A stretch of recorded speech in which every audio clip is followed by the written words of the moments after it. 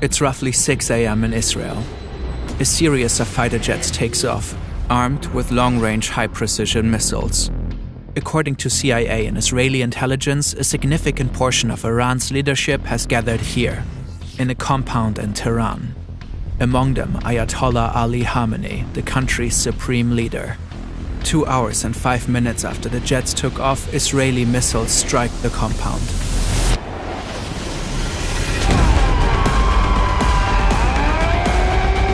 This is how the Israeli and US attacks on Iran unfolded, how the country's leader was killed, and what has happened since.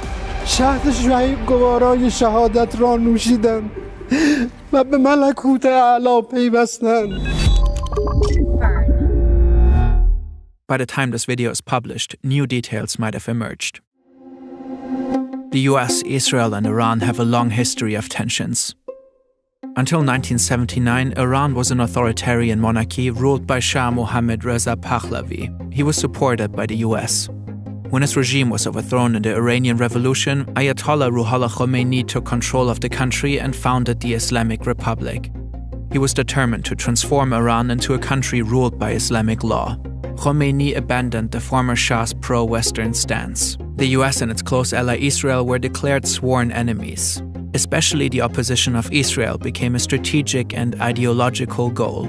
Ruhollah Khomeini died in 1989 and was succeeded by Ali Khamenei, a cleric who quickly rose through the ranks and had become a key figure in the religious leadership of the country. Over time, Iran, Israel, and the US repeatedly engaged in conflicts. Sanctions were imposed onto Iran. Iran became a key financier of anti-Israeli militias in the region. In 2002, it was uncovered that Iran was enriching uranium at 2 secret locations. The enriched uranium could be used for nuclear reactors or nuclear weapons, a fear the US and its allies had had for a while already. Iran has repeatedly denied its alleged pursuit of nukes. The US and Israel ran many attempts to stop the nuclear program. Through cyber attacks, the assassination of key scientists, and especially in the US's case through diplomacy. In 2015, the Obama administration and the Iranian regime agreed to a nuclear deal. This is a good day, because once again we're seeing what's possible with strong American diplomacy.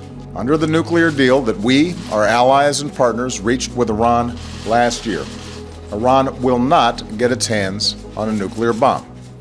However, in 2018, President Trump pulled out of the deal. The fact is, this was a horrible, one-sided deal that should have never, ever been made. Ever since, relations have tensed up. In 2025, in the midst of new negotiations, Israel and the US launched a series of airstrikes on Iran using bunker buster bombs. 3 Iranian nuclear sites were heavily damaged. In the same year, Iran plummeted further into an economic crisis. The currency crashed, food prices soared, people grew frustrated. By the end of 2025, mass demonstrations erupted across the country. Peaceful protesters and rioters called for the end of the Islamic Republic. Trump called for an uprising of the Iranian people against their government, saying help is on its way. But the regime brutally cracked down on the protests. It shut down the internet across the country. For days, little to no news made it out. In the end, thousands of people were killed. 50,000 reportedly got arrested. The US began to build up troops in the region, with Trump repeatedly threatening Iran. On Thursday, February 26, there was a last-ditch diplomatic effort between the 2 countries in Geneva. To no avail. Saturday, February 28, around 9:40 a.m. in Tehran, Iran's capital. This government compound is not far from Hur Square. It reportedly houses offices of the Iranian presidency, Iran's National Security Council, and the Supreme Leader. Since 2025, the US has apparently gained specific insights how Ayatollah Khamenei and the Islamic Revolutionary Guard Corps communicate and move while under pressure. Reportedly, the CIA has tracked Khamenei for months. They've mapped his whereabouts and studied his patterns. They're confident he's here today, and they learned of a meeting of top Iranian officials on site. The US and Israel originally intended to strike at night under the cover of darkness. But they reportedly moved their time of attack. This opportunity was too good to miss. Suddenly, Israeli missiles hit the buildings. During impact, several national security officials are in one of them. Supreme Leader Khamenei reportedly in another. Afterwards, satellite imagery shows heavy damage to the buildings. Black smoke is rising. Geo-confirmed footage recorded here also shows massive amounts of smoke in the area of the compound. A picture taken here, too. Ali Hosseini Khamenei died in the attack. Also killed, Suyid Abdorrahim Mousavi, Chief of Staff of Iran's armed forces. Ali Shamkhani, head of the National Defense Council. Mohammad Pakpour, Commander-in-Chief of the IRGC. Aziz Nazerzadeh, Defense Minister. According to Israeli news, a total of 30 senior Iranian officials were killed in just half a minute in the opening strike. The operation was dubbed Roaring Lion in Israel and Epic Fury in the US. It has been planned for months. Masoud Pezeshkian, president of Iran, however, survived.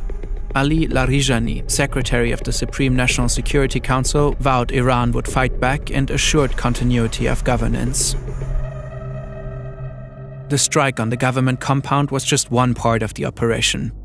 Afterwards, Israel reportedly take out Iran's air defenses, especially around Tehran.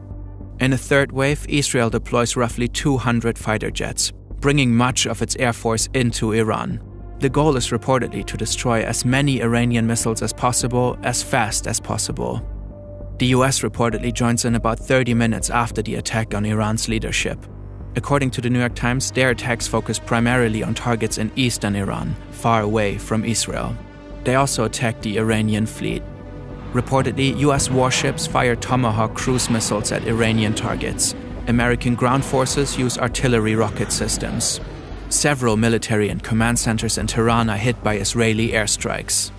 Further explosions are reported in Iranian cities across the country.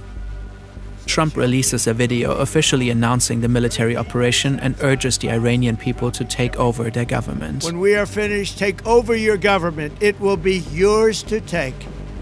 Netanyahu later does the same. נבטיח את נצח ישראל. Shortly after their announcement, an airstrike hits the Sarayeh Tayyibi Elementary Girls' School in Minab, Hormozgan province. Iranian state media and officials claim that at least 175 people got killed, most of them likely children. These numbers have not yet been confirmed independently. According to the New York Times, the school is adjacent to an Iranian naval base. US Central Command announced an investigation into the strike. Iran launches Operation True Promise 4 and the retaliatory strikes begin. Countless missiles are fired at dozens of sites across the Middle East. More than 200 missiles are launched at Israel alone. In solidarity with Iran, the Houthis in Yemen announced that they will resume attacking shipping lanes in the Red Sea. This effectively ends a 3.5-month pause following the 2025 Gaza ceasefire. The US-led coalition reportedly intercepts several drones and missiles heading towards Erbil in the Kurdistan region of Iraq with no casualties. Multiple news outlets later report explosions near Erbil International Airport where US soldiers are stationed. That afternoon, Dubai International Airport is hit with an Iranian drone, striking Terminal 3 and effectively closing UAE airspace. Several luxury hotels like the Burj Al Arab and Fairmont de Palm are set on fire. It's unclear whether this was the result of a direct attack or if the fires were caused by debris from intercepted missiles. But the UAE isn't the only country targeted by Iran. In Bahrain, missile and drone attacks hit the US Navy 5th Fleet headquarters. Footage shows what appears to be an Iranian Shahed drone striking a tower block roughly 20 minutes from the facility. In Qatar, the Ministry of Interior reports 66 ballistic missiles were fired at the country. The debris reportedly injured at least 8 people. In Saudi Arabia, the Prince Sultan Air Base is targeted by ballistic missiles, which are reportedly successfully intercepted. In Jordan, the military reports that it has intercepted and downed 49 drones and ballistic missiles, likely headed for the major US military bases across the country. In Kuwait, Iranian drones strike 2 passenger terminals of the Kuwait International Airport. In Syria, debris from an Iranian missile kills at least 4 civilians while injuring several others. Both Qatar and Saudi Arabia announced that they reserve the right to respond. The Arab League condemns Iran's attacks. Following the blanket strikes by Iran, NATO senior command said its missile defense systems in Europe and its early warning radar in Turkey are on alert. Some experts warn that Iran may activate sleeper cells in Europe and North America. There are many more events and details we can't cover in this video as attacks continue back and forth. So let's zoom out a bit. The US's involvement in the attacks is controversial. On Truth Social, Trump said this: "Our objective is to defend the American people by eliminating imminent threats from the Iranian regime. Its menacing activities directly endanger the United States, our troops, our bases overseas, and our allies throughout the world." It's an argument for a war of necessity. An attack was looming across the sea, so the US had to strike preemptively. But it's unclear how Iran's activities directly endangered the United States. Iran was apparently years away from obtaining a nuclear weapon, according to the US's own intelligence. The country's ballistic missile arsenal is estimated to reach no more than 3,000 kilometers, a threat to neighboring countries, but not to the US. Iran might have been attacked because it was in a uniquely weak position, as a type of preventive measure. This might make this a war of choice, not one of necessity. These preventive wars are often condemned internationally, not only because they're optional, because if every nation went out to strike adversaries who they thought were temporarily weak, we would live in a world of constant war. According to international law, a war of choice would be illegal. There are also discussions whether the attack was in violation of the US Constitution. Trump started the war without congressional approval. Across the US and parts of the world, protests erupted, partly against the Iranian regime, partly against American involvement in the war. Oil prices have risen sharply. Experts warn of an impending global energy crisis because of the closure of the Strait of Hormuz. In Iran, people celebrate the death of Ayatollah Khamenei. Others are grieving. At this point, it remains unclear who will succeed him. For now, the regime formed a provisional government. It seems set on revenge and continues to strike Israeli and US bases. The exact number of deaths is hard to determine at this point. According to the US military, so far 3 American soldiers have been killed, with 5 seriously injured. According to Al Jazeera, 10 people have been killed in Israel, 3 in the UAE, 1 in Bahrain, 1 in Kuwait, 13 in Lebanon, and 2 in Iraq.